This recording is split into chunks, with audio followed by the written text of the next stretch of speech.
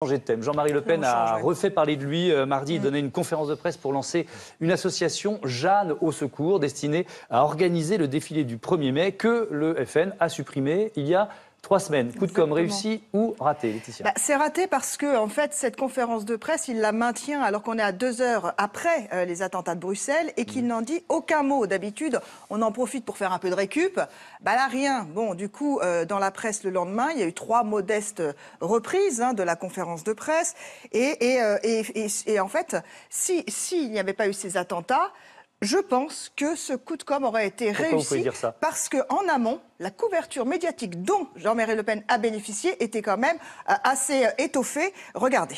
Je suis le bâtisseur du Front National et j'en suis intimement convaincu, l'âme. J'espère, par la pression de nos adhérents et aussi des électeurs français, aboutir à ce que nous retrouvions la ligne politique qui était celle que je défendais. Bon, en gros, Jean-Marie Le Pen s'est fâché tout rouge quand il a appris que le Front National supprimait ce défilé du 1er mai. En plus, c'est Florian Philippot qui l'annonce, son ennemi juré. Donc, il a décidé quoi? Il a dit, on va perpétuer ce rendez-vous que j'ai créé il y a 25 ans. Et donc, il a lancé son association Jeanne au secours. Pourquoi ce titre? Pour ça. Jeanne, au secours! Voilà, c'était l'année dernière, vous vous en souvenez, 1er mai 2015, quand le père fait irruption sur la scène où la fille va prendre la parole et lui vole complètement la vedette. Alors dans la symbolique, Jeanne d'Arc reste quand même une figure emblématique pour le Front National. Jeanne d'Arc, c'est l'image de celle qui a repoussé l'étranger en dehors des frontières. On voit bien qu'en 2016, la connotation est quasiment raciste. Et puis, c'est une des saintes patronnes de la France. Jean-Marie Le Pen envoie comme message politique sa volonté de revenir à un courant plus dur, plus catholique probablement, plus monarchiste aussi, à ce qui a fait finalement l'essence du Front National depuis la fin des années 70 et le début des années 80. Bon, l'idée de Le Pen, c'est quoi? C'est de redonner du poids à cette frange traditionnaliste qui, comme lui, s'accroche à l'idéologie rance de l'Algérie française et qui rit à ses provocations souvent vulgaires. Cette semaine, on n'y a pas échappé. Passez-moi l'expression, Madame Merkel avait à peine ouvert les bras qu'elle a été obligée de serrer les jambes. Il n'y a que Madame Merkel qui soit prête à ouvrir les bras. Toutefois, avant de serrer les jambes.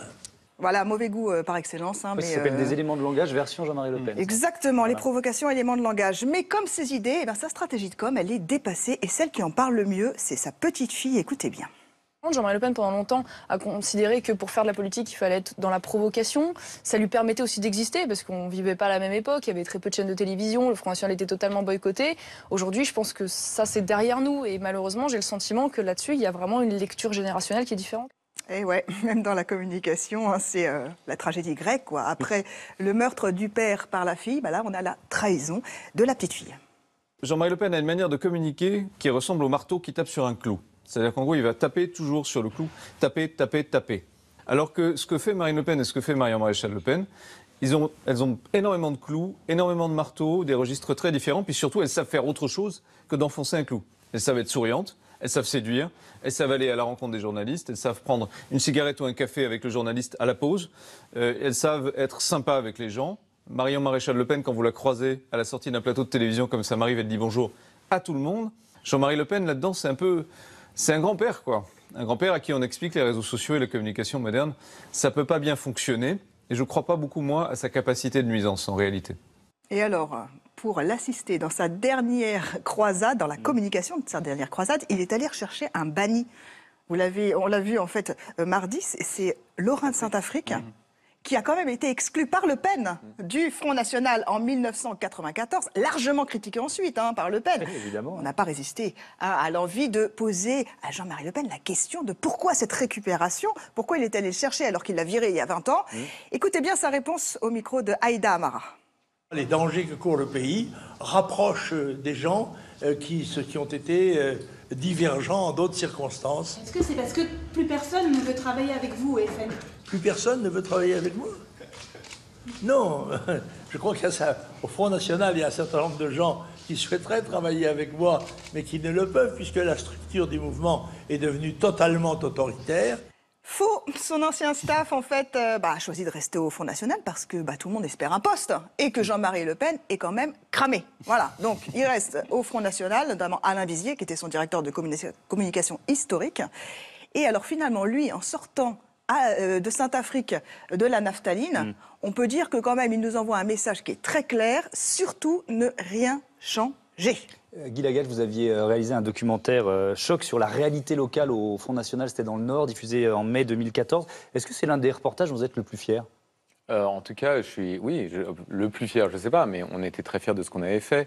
Il se trouve qu'on avait voulu suivre la campagne du Front National, on avait demandé des autorisations, ils nous les avaient refusées. Ouais. Et nous, au nom du droit à l'info, on s'est dit non, mais on veut comprendre comment ça infiltré. On avait infiltré pendant 6-8 semaines. Et on voyait qu'ils n'étaient pas prêts. On voyait en tout cas la réalité quotidienne du Front National avec, en tout cas, d'aucuns pourraient juger une forme, sinon d'amateurisme, en tout cas d'approximation, et puis aussi des méthodes pour effacer des passés d'individus qui pourraient poser problème quand on veut dédiaboliser un parti. D'ailleurs, la deuxième partie de l'émission était consacrée à la dédiabolisation du parti en se posant la question de savoir si c'était une réalité réelle, j'ai envie de dire. Et donc, on était très contents parce qu'on avait fait effectivement un travail, j'espère, très pédagogique d'information. C'était un très bon reportage et encore bravo. Quel est le point commun entre Léa Salamé